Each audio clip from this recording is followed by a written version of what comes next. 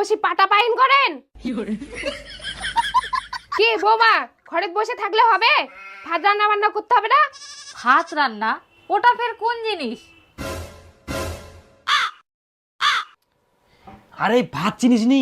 ভাত আমরা যে 3 বেলা খাই। ও ভাত, হ্যাঁ হ্যাঁ ভাত যাও রান্না করো। ওগুলা তো কিনতেই পাওয়া যায়। মোর বাবা তো বস্তাত করে কিনে নিয়ে আসে। কথা আরে ওলা চাউল নিয়ে আসে, চাউললা 2-3 গ্লাস হাঁডি দিয়ে না যে সিদ্ধ করে ওটা হচ্ছে ভাত। ওখান হাঁডি যে রান্না করে মুই ওলা রান্না করবা পারিম না, মুই ওলা জানো না। রান্না করবো না তো ভাই বোন দীপু আমরা সবাই খাবো কি? হাই গে মা, মা বাবা ভাই বোন ভাত আর সবাই খাবে আর মুই করিম রান্না? মুই পারিম না।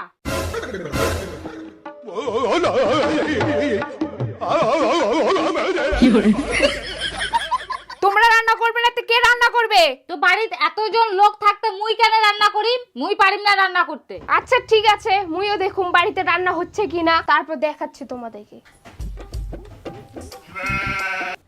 চ এক না চ রান্না করিস চ। মুই পারিম না।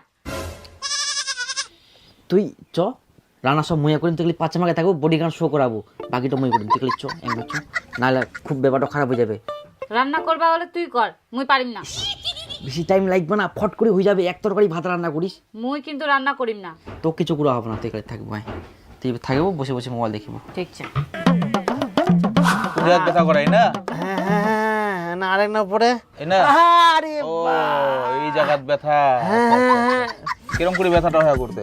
আর কই না বাঙ্কাত করে ধান নিয়ে আসি নো খালত পা পড়িল আর কি হইল এমন ব্যথা আর নড়া যায়নি ঠ্যাংটো।